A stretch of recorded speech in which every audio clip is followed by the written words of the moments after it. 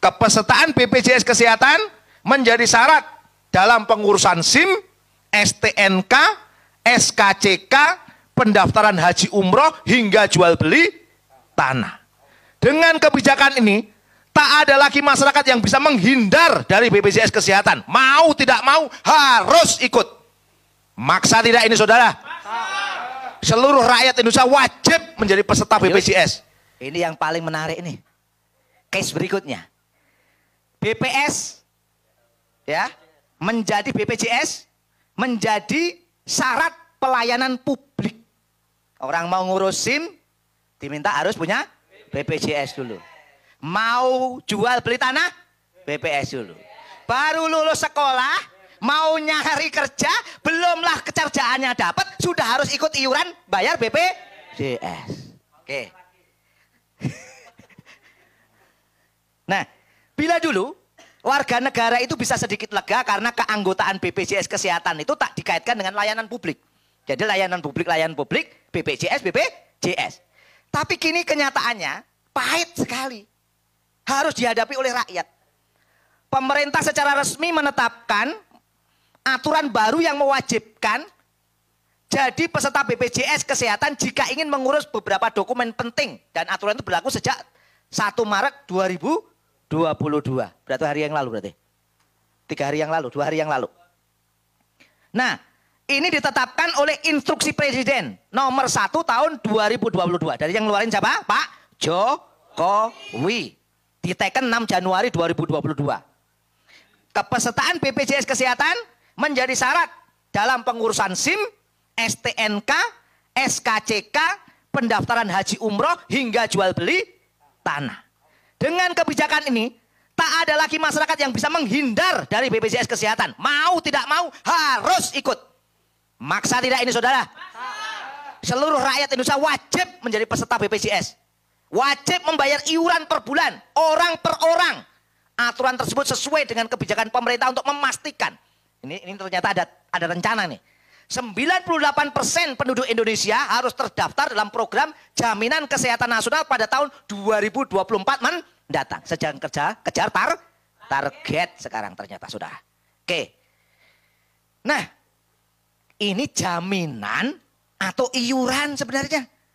Namanya jaminan itu harusnya negara menjamin kesehatan rakyatnya. Bukan malah kemudian suruh iuran baru nanti rakyatnya yang harus ngurus kesehatannya sendiri pakai iuran mereka. Negara hadir nggak untuk menjamin sebenarnya ini saudara? Tidak ada ini sebenarnya. Nah, ini saya ungkapkan lagi nih. Berdasarkan data pasal 14 Undang-Undang nomor 40 tahun 2004 tentang sistem jaminan sosial nasional, kepesertaan bersifat wajib. Masya Allah. Subhanallah. Wajib, Pak. Itu Undang-Undang nomor 40 tahun 2004. Artinya seluruh rakyat Indonesia itu wajib mengikuti program ini. Ini udah clear SJNN ini ya. Ini berarti mulainya dari undang-undang tadi itu berarti. Undang-undang yang menetapkan siapa? Ajuan presiden ditetapkan oleh DPR. Berarti DPR dan presiden lah yang waktu itu menetapkan undang-undang SJSN. Oke, kita lihat nih.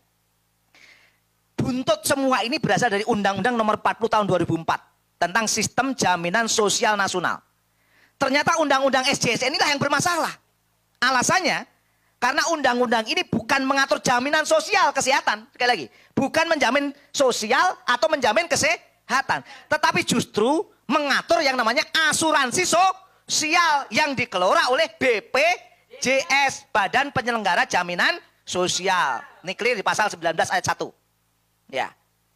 Jadi bukan jaminan tapi asuransi. Kalau asuransi yang bayar siapa? Rakyat. Ya, yang untung siapa? BPJS. Karena dia PT, ya clear ya. Nah itu, masa ya urusan duit rakyat nggak main golf 3 miliar gitu ya. Ini kan dolim tidak? Oke. Nah, ini ternyata berlaku juga untuk semua jaminan. Ya, jaminan kecelakaan kerja, jaminan hari tua, termasuk jaminan pensiun dan jaminan kematian, semua harus mengikuti aturan Undang-Undang SJSN tadi itu. Jadi intinya apa? Prinsip asuransi sosial, bukan jaminan sosial. Nah, undang-undang ini secara fundamental telah mengubah kewajiban negara. Negara AB dari jaminan sosial tadi itu. Ya. Menjadikan kewajiban itu dibalikkan lagi kepada siapa? Rakyat. Yang wajib itu harusnya negara menjamin, sekarang malah rakyat yang harus wajib menjamin dirinya sendiri. Negara atau pemerintah itu abai dari kewajiban ini.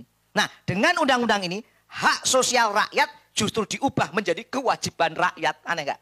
Harusnya hak malah jadi kewajiban. Dolim tidak, saudara? Nah, rakyat kehilangan hak-hak sosialnya yang seharusnya dipenuhi oleh negara. Rakyat diharuskan menanggung bebannya sendiri dan beban sesama rakyat sendiri gitu. Saya masih ingat mantan Menteri Kesehatan Siti Fadilah Supari itu pernah menegaskan bahwa sistem jaminan sosial nasional atau SJSN melalui BPJS, Badan Penyelenggara Jaminan Sosial, itu bukanlah merupakan jaminan kepada rakyat. Tapi apa kata beliau? Ini seharusnya adalah pemalakan, ini adalah asuransi kepada rakyat. Jadi apa ini? Ini sebenarnya kayak pemalakan yang dilegalkan. Nah, ini sesuatu yang unik. Undang-undang SJSN ini yang akhirnya mengalihkan kewajiban negara, dialihkan kewajiban itu kepada rakyat. Ini adalah contoh sistem kapitalisme liberal. Yang memang negara itu semakin hari semakin dihilangkan dari fungsi penjaminan kewajiban mengurus rakyatnya. Di mana Pancasila? Wajar nggak kami bertanya ini? Prakteknya kapitalisme liberal. Tolong BPIP ya Allah, BPIP.